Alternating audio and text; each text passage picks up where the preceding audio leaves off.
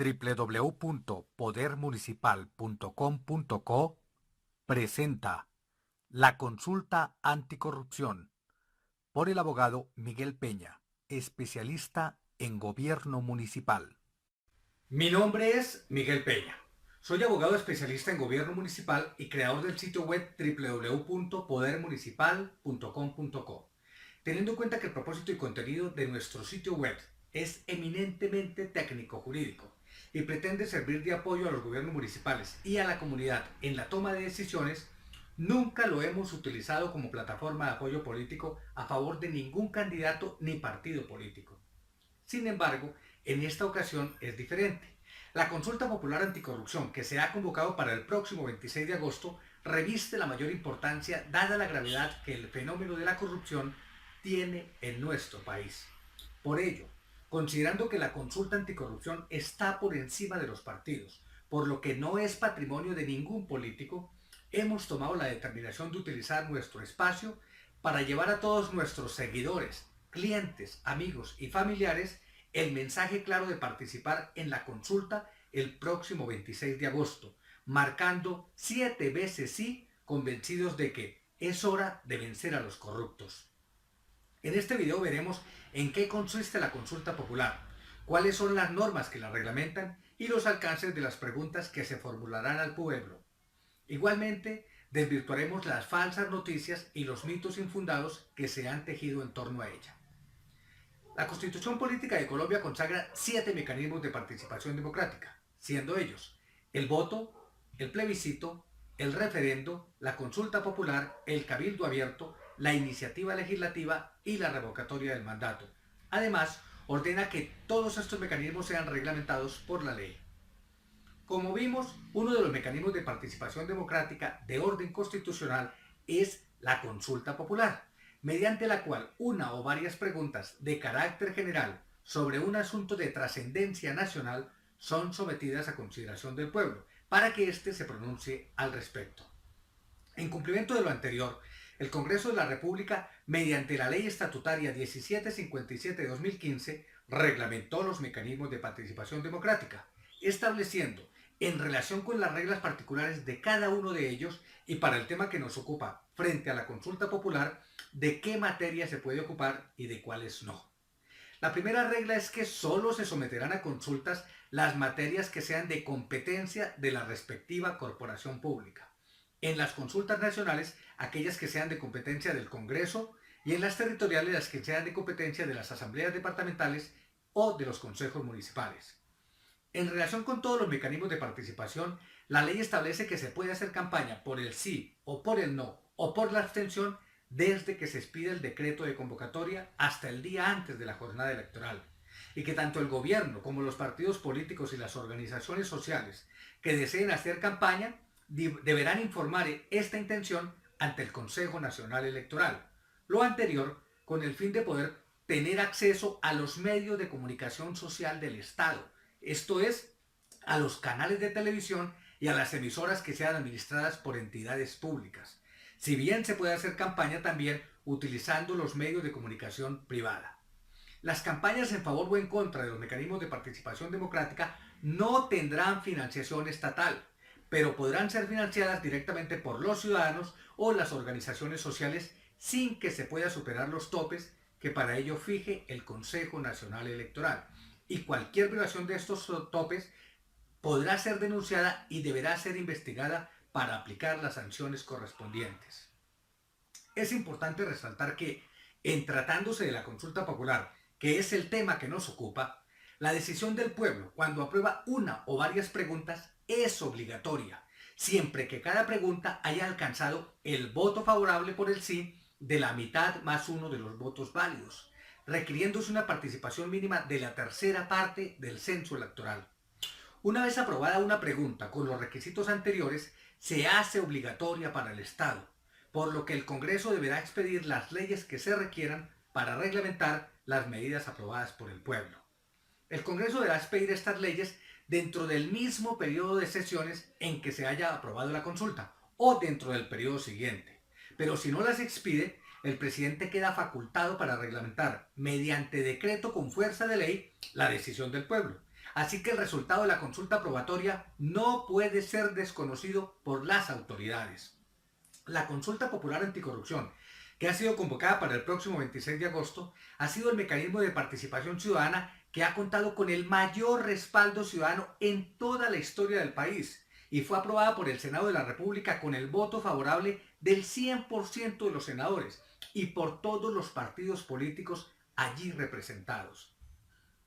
Como consecuencia de ello, el presidente de la República expidió el pasado 18 de junio el decreto 1028 de 2018, convocando a todos los ciudadanos habilitados para votar a participar en la consulta popular anticorrupción, cuya votación se realizará el próximo 26 de agosto en todo el territorio nacional, así como en todos los países donde pueden votar los colombianos residentes en el exterior.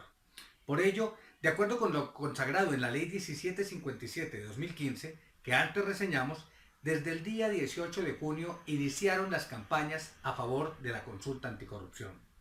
Esta campaña se rige por las mismas reglas de las elecciones parlamentarias o para presidente, en materia de publicidad, encuestas, escrutinios y demás aspectos. Es importante resaltar que, por mandato legal, tanto al gobierno nacional como a los gobiernos departamentales y municipales les corresponde obligatoriamente adelantar campañas pedagógicas incentivando la participación en la consulta, dando a conocer su contenido y el alcance de las preguntas sometidas a consideración del pueblo. La primera pregunta que será sometida al pueblo el próximo 26 de agosto busca que se reduzca el salario de los congresistas y que se fije un tope máximo, tanto para estos como para los altos funcionarios, de que trata el artículo 197 de la Constitución, los cuales son presidente y vicepresidente de la República, los ministros, los directores de departamento administrativo, los magistrados de las altas cortes, la Comisión Nacional de Disciplina Judicial y del Consejo Nacional Electoral, el procurador, el defensor del pueblo, el contralor general, el fiscal general, el registrador nacional, los comandantes de las fuerzas militares, el auditor general de la República, el director general de la policía, los gobernadores de los departamentos y los alcaldes. La segunda pregunta que será sometida al pueblo en la consulta anticorrupción busca que el pueblo apruebe que los corruptos paguen sus penas en cárceles ordinarias y no en sitios especiales de reclusión, y además que el Estado pueda declarar la terminación de los contratos sin que tenga que reconocer indemnización alguna. Asimismo, que los corruptos condenados no puedan volver a contratar con ninguna entidad del Estado. La tercera pregunta, que se nos formulará el próximo 26 de agosto, busca que se hagan obligatorios los pliegos tipo para todas las modalidades de contratación y no solo para los contratos de infraestructura como opera actualmente. La cuarta pregunta de la consulta anticorrupción busca hacer obligatoria la elaboración de los presupuestos, tanto de la nación como de las entidades territoriales, a través de mecanismos de participación ciudadana. Actualmente esta obligación solo está consagrada para los departamentos y municipios, pero no para el gobierno nacional. La quinta pregunta para este 26 de agosto pretende que el pueblo apruebe que sea obligatorio para todos los congresistas y demás miembros de las corporaciones públicas, asambleas, consejos y juntas administradoras locales rendir cuentas ante la ciudadanía en relación con su actuar como servidores públicos, pero también en relación con sus intereses particulares y políticos. Actualmente el Congreso no está obligado a rendir cuentas, y si bien sí lo están las asambleas y consejos, no lo están cada uno de sus miembros individualmente considerados. La sexta pregunta de la consulta anticorrupción busca hacer obligatorio que todos los elegidos por voto popular deban hacer públicas sus declaraciones de bienes y patrimonio, así como sus declaraciones de impuestos, y a explicitar los conflictos de interés en que estén incursos. Actualmente solo están obligados a llenar un formulario de declaración de bienes y rentas, pero este está sujeto a reserva, es decir, no es de público conocimiento. Finalmente, la séptima pregunta pretende que ninguna persona pueda ser elegida para el Congreso, las asambleas departamentales, los consejos municipales o las juntas administradoras locales por más de 3 periodos. Con esto se busca oxigenar la política y evitar que una persona pueda ocupar de por vida un escaño en las corporaciones públicas como actualmente sucede. Ahora lo que nos corresponde es convencer a todos nuestros amigos y familiares para que voten el próximo 26 de agosto en la consulta anticorrupción, con el fin de lograr por lo menos 15 millones de votos en total y más de 7 millones por el sí en cada una de las preguntas. Solo así haremos obligatorio el resultado de la consulta, dando como consecuencia que el Congreso o en su defecto el presidente de la República expidan las leyes y decretos necesarios para reglamentar el mandato popular, acabando así con la corrupción en Colombia. Con el inicio de la campaña por la consulta anticorrupción, también empezó la publicación de noticias falsas en las redes sociales. Ello se debe a que, a pesar de que todos los senadores y todos los partidos políticos aprobaron la consulta, es claro que esto se debió a la presión popular de más de 4 millones de firmas y a la necesidad de quedar bien ante el electorado de cara a las pasadas elecciones parlamentarias y presidencial.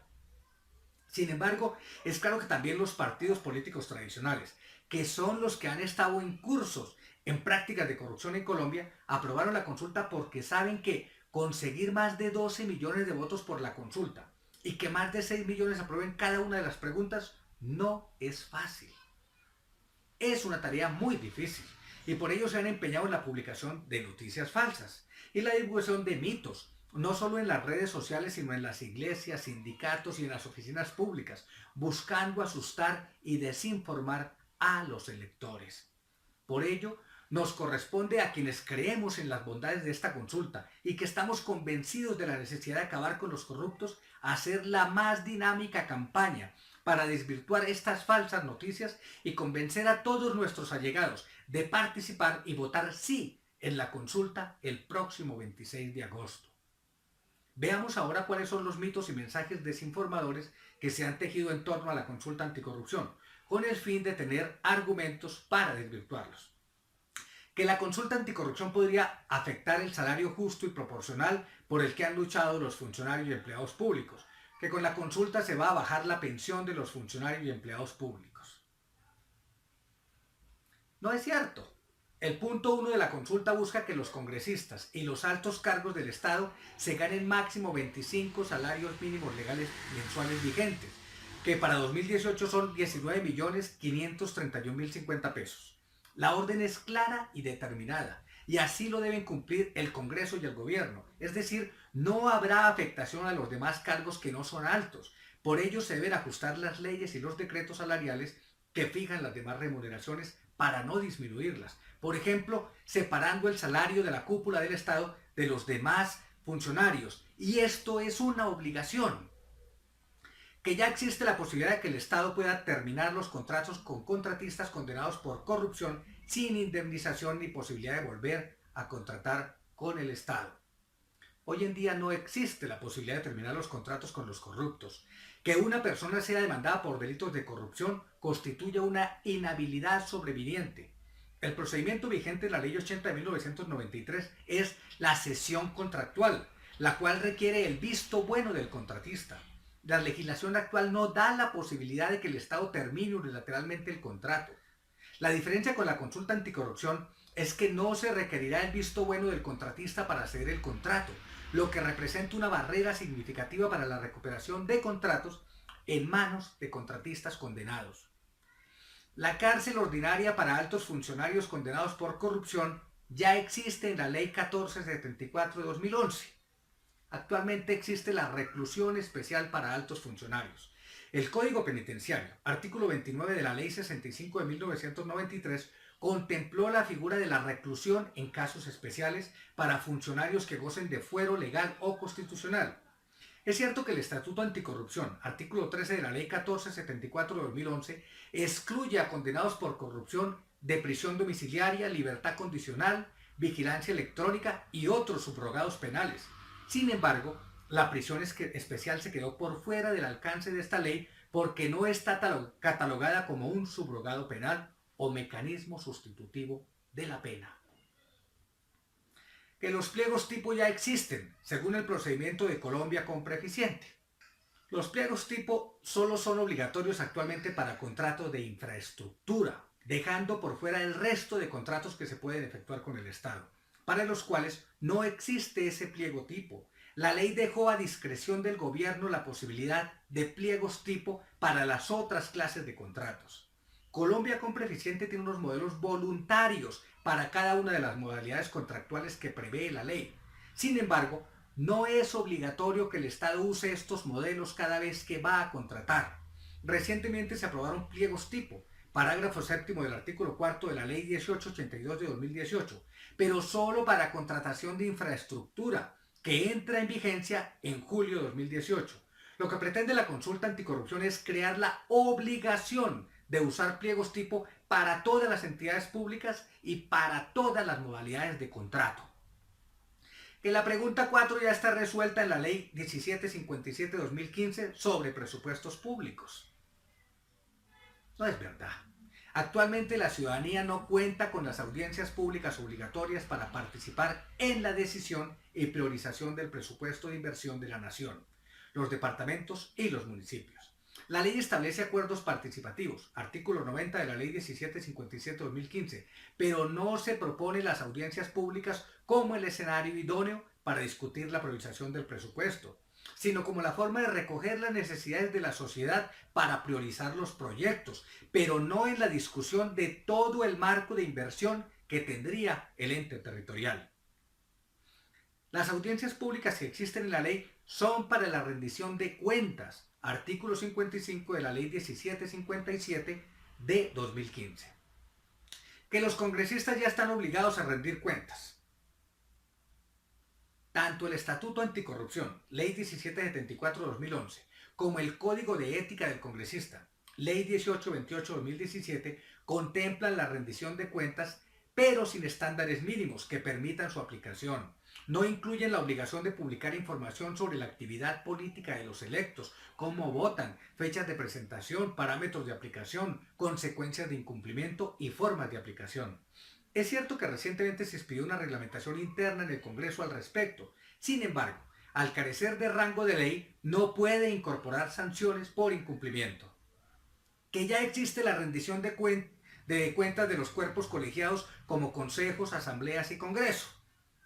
La Ley 1757-2015, en los artículos 55 y 59, consagra la rendición de cuentas a través de audiencias públicas e informes de gestión periódicos para los directores, gerentes, alcaldes, gobernadores, los consejos y las JAL. Sin embargo, en su último debate excluyó al Congreso de la obligación de rendir cuentas. Por lo tanto, hoy en día el Congreso no tiene esta obligación. Que la rendición de cuentas es una obligación introducida en el Código Disciplinario y en un documento COMPES. La rendición de cuentas establecida en el COMPES 3654 de 2010 se aplica para la rama ejecutiva, no para la rama legislativa. El Estatuto Anticorrupción, artículo 78 de la Ley 1474 de 2011, señala que todas las entidades y organismos de la administración pública tendrán que rendir cuentas de manera permanente a la ciudadanía, y su incumplimiento iría en contravía del Código Disciplinario. Sin embargo, esta ley no establece la obligación de rendir cuentas para los congresistas y demás corporados, sino para las corporaciones de las que hacen parte. Que la obligación de presentar la declaración de bienes, rentas, patrimonio, pago de impuestos y conflicto de interés ya existe en la Ley 190 de 1995. Según los artículos 13, 14 y 15 de la Ley 190 de 1995, se debe presentar una declaración juramentada, que no es la declaración de renta propiamente dicha. Además, no se publica. Incluso el artículo 15 dice que la información sobre la actividad económica privada solo podrá ser utilizada para la aplicación de las normas del servicio público. Esto implica que solo la entidad en la que se radica tiene acceso al documento. No existe posibilidad alguna de que la ciudadanía pueda realizar control sobre dicha documentación.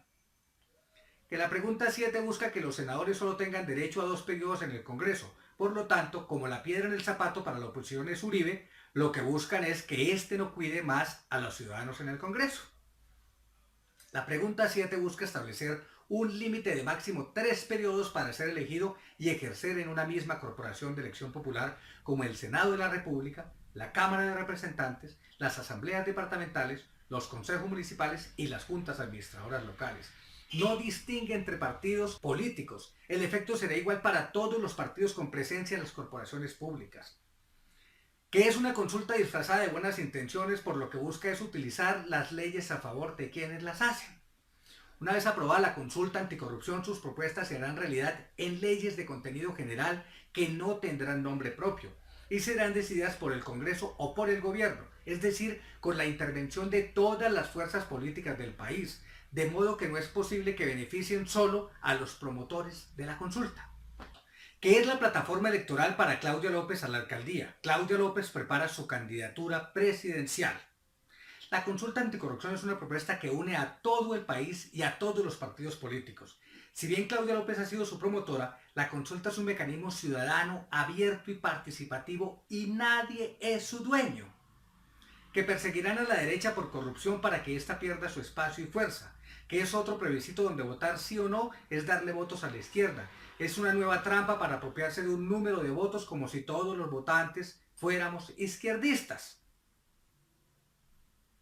La consulta popular ha sido apoyada y aprobada por todos los sectores políticos, derecha, centro e izquierda, desde los congresistas del Partido Centro Democrático que votaron positivamente el aval de la consulta anticorrupción en el Senado, así como del electo presidente Iván Duque, ha habido un constante y serio apoyo de la derecha colombiana.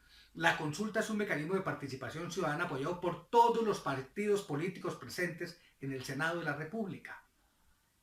Que a los promotores de la consulta anticorrupción el Estado les dará 5.000 pesos por voto.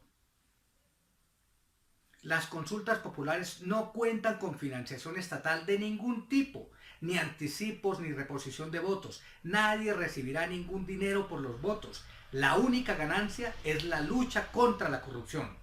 Que la consulta es un gasto inoficioso y esa plática la necesitamos. El dinero que se va a invertir en el desarrollo de la consulta ya está destinado a participación democrática. Por eso, por ley, no es posible destinarlo para otros temas. Además, las propuestas de la consulta implican un importante ahorro. Por ejemplo, la disminución del salario de los congresistas y altos cargos, pregunta 1, significaría un ahorro que puede alcanzar los 213.000 millones de pesos. Y la aprobación de las demás preguntas le podría llegar a ahorrar al Estado entre 40 y 50 billones de pesos, que es lo que nos ha costado la corrupción. Estos ahorros sí serían dineros que se podrían destinar a cubrir las necesidades de los colombianos e invertir en el desarrollo del país. La consulta anticorrupción es una inversión que podría significar un importante ahorro para Colombia. Que la consulta busca cumplir la agenda homosexual, que sin el doctor Uribe, Paloma Valencia, la doctora Viviana, Alejandro Ordóñez, sin la doctora María Fernanda Cabal, legalizarán el aborto, lo que iría en contra de la moral y las buenas costumbres. Que buscarán legalizar el matrimonio homosexual y discriminarán al heterosexual, que querrán educar a nuestros niños con bases homosexuales. No, la aprobación de la consulta anticorrupción hace que se vuelvan obligatorios única y exclusivamente los 7 puntos que taxativamente están incluidos en el tarjetón, nada más. La consulta no se refiere a derechos de parejas del mismo sexo, ni a educación sexual, ni a derechos sexuales y reproductivos, ni a ningún otro tipo de tema similar. Que 2 de las propuestas son de rango constitucional que no se pueden modificar por consulta popular. Las propuestas incluidas en la consulta popular anticorrupción requieren desarrollos legales o, en su defecto, políticas públicas. Ninguno de los 7 mandatos requiere cambios constitucionales. Por ejemplo, la pregunta 1, que busca bajar y poner límite a los salarios altos, requiere modificación de la Ley 4 de 1992 y desarrollo por medio de decretos. La pregunta 7, que limita a 3 los periodos en las corporaciones públicas, requiere desarrollo legal.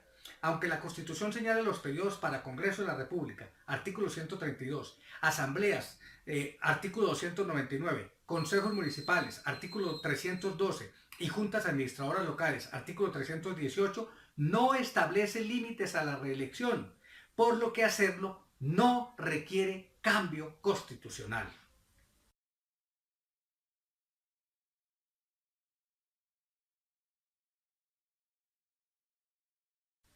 Visto todo lo anterior, una vez que hemos explicado en qué consiste la consulta popular, cuáles son las normas que la reglamentan, los alcances de la misma y desvirtuadas las falsas noticias y los mitos infundados, reiteramos nuestra invitación a todos nuestros seguidores, clientes, amigos y familiares para que participemos en la consulta popular anticorrupción este próximo 26 de agosto, marcando 7 veces sí, porque llegó la hora de vencer a los corruptos.